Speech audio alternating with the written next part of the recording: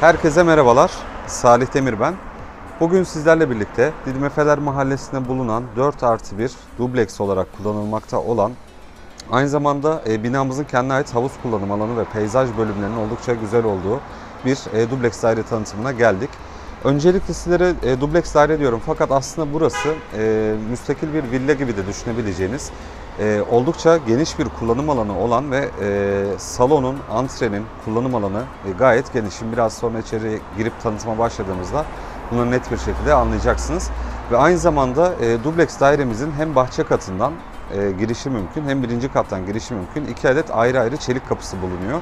Burayı gerçekten kalabalık aileler de tercih edebilir. Özellikle çok fazla havuzlu siteler kullanmak istemeyenler için, çok kalabalık olan yerleri kullanmak istemeyenler için butik tarzda yapılmış olan havuzlu bir binamızda böyle 4 odalı dubleks yapıda olan bir dubleks sahibi siz de olabilirsiniz. Şimdi yavaş yavaş tanıtımına başlayacağız. Kısaca ön bilgi olarak tarif etmemiz gerekirse şu an Didim Efeler Mahallesi'nde liman yolunun üstünde yer alıyoruz.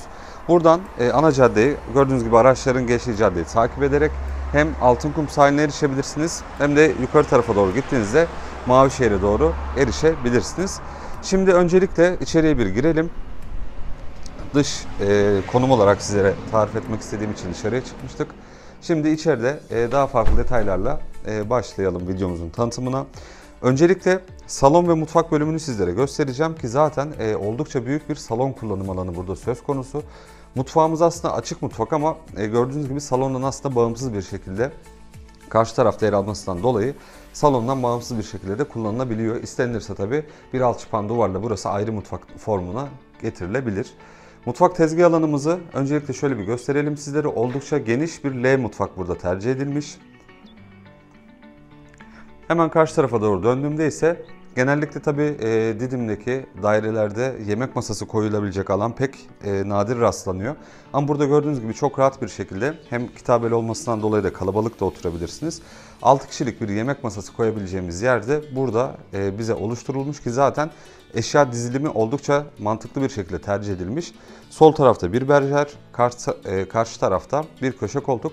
Bunları tabii şu an ev sahibimiz bu evi kullanmadığı için komple temiz bir şekilde bırakıp gitmiş.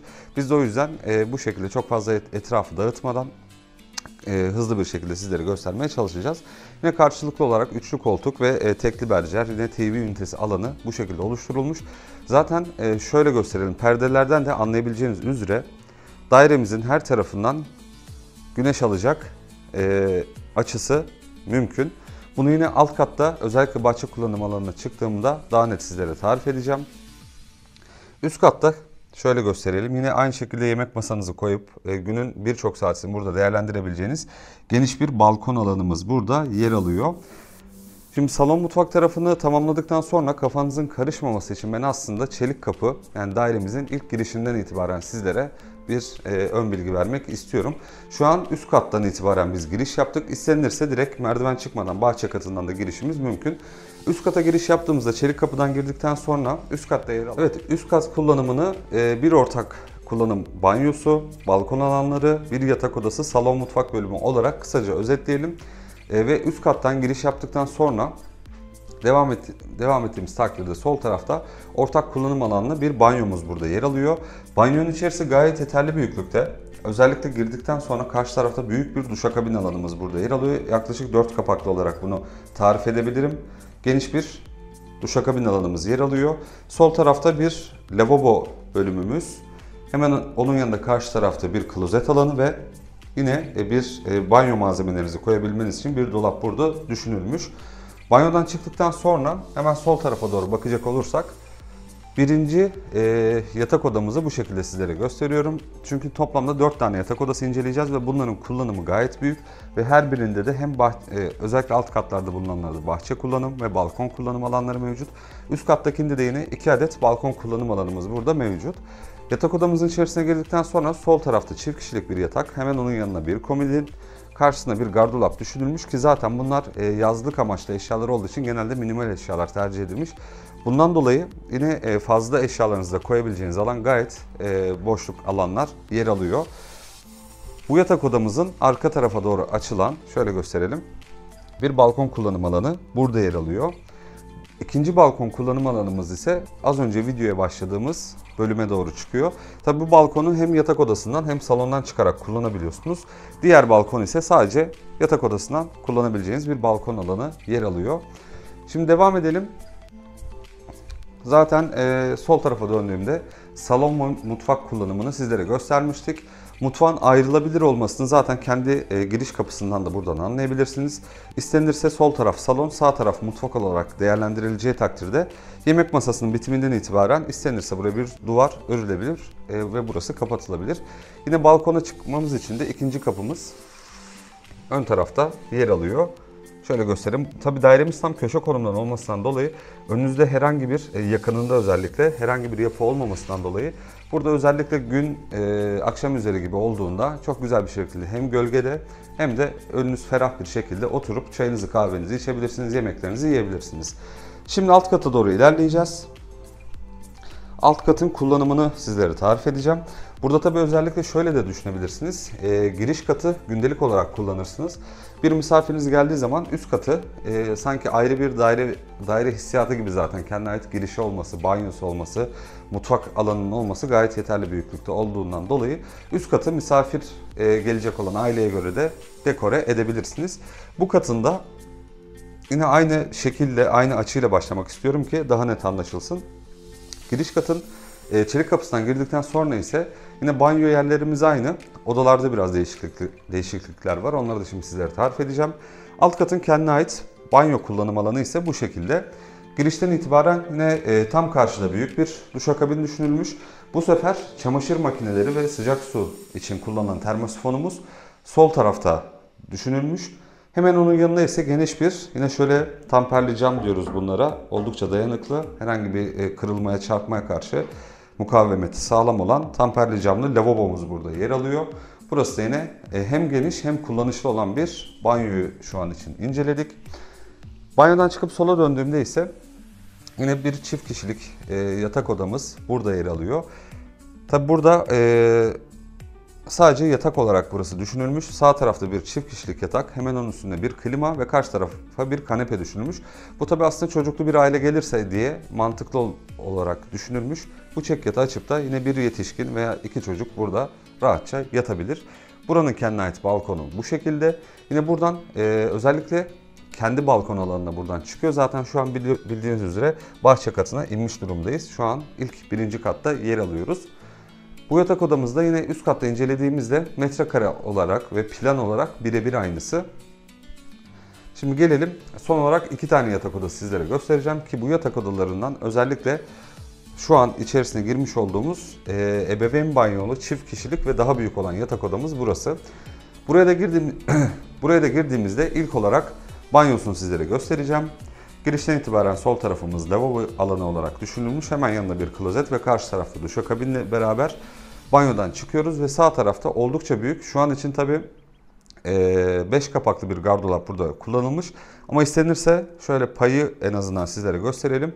Oldukça geniş bir alanda yine daha büyük bir gardırop buraya konumlandırabilirsiniz.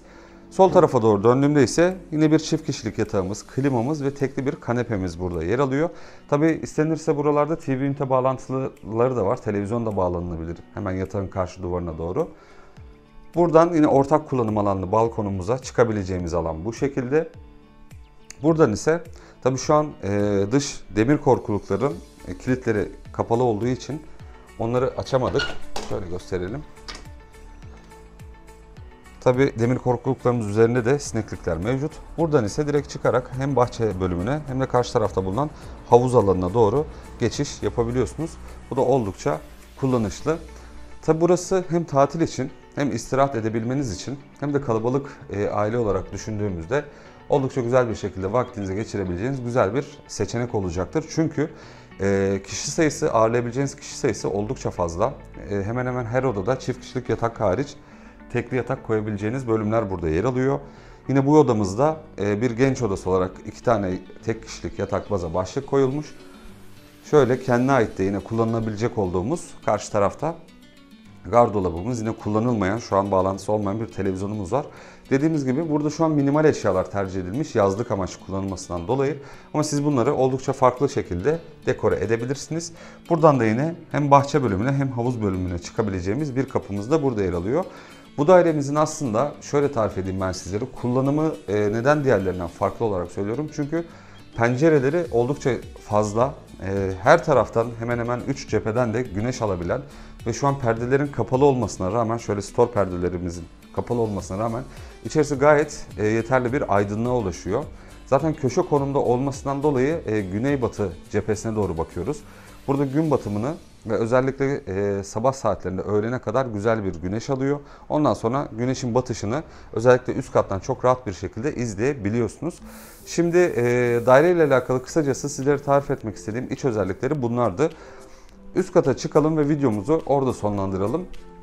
Videomuzu kapatmadan önce ise tabii son bir ön bilgi olarak birkaç daha bilgi sizlere aktarmak istiyorum.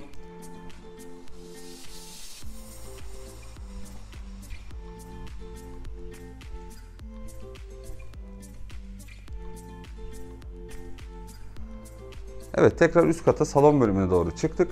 Şu an bulunduğumuz konum Didim Efeler Mahallesi'nde ve Didim'in aslında tam orta noktasında yer alıyoruz. Çünkü buradan Altınkum sahili, 3. koy ve marinaya gitmek isterseniz, tabi ana cadde üzerinde olmamızın da bunun en büyük artısı var. Çünkü hiçbir şekilde trafik ışıkları olmadan direkt sahile buradan erişebiliyorsunuz. Yaklaşık 3-4 dakika içerisinde Altınkum sahiline erişmeniz mümkün. Yine diğer plajları kullanmak isterseniz, denize girmek amaçlı gideceğiniz en yakın plajlar Altınkum olan mesafesiyle hemen hemen aynı. Oralarda arabayla yaklaşık olarak 5-6 dakika içerisinde gidebiliyorsunuz. Alışveriş yapabileceğiniz tüm imkanlar, süpermarketler olsun, semt pazarları olsun, bulunduğumuz yere oldukça yakın. Araç kullanmadan toplu taşımayı kullanmak isterseniz de yine ana caddede olmamızın en büyük artısı budur. Buradan yine şehir içi minibüsleri tercih edebilirsiniz. Dairemiz bahsettiğim gibi yaklaşık olarak bir villa büyüklüğünde diyebilirim. İçerisi 160 metrekare kullanım alanına sahip olan ve özellikle odaların kullanımı, açık alan, balkonlarının oldukça fazla olmasından dolayı burayı bir villa konforunda da tercih edebilirsiniz. Burayı yaz kışla kullanabilirsiniz, yazdan yaza tatil amaçlı kullanabilirsiniz. Tabii kullanmadığınız aylar içerisinde özellikle de kira getirisi, burada çok ciddi bir şekilde kira getirisi sağlayabilirsiniz.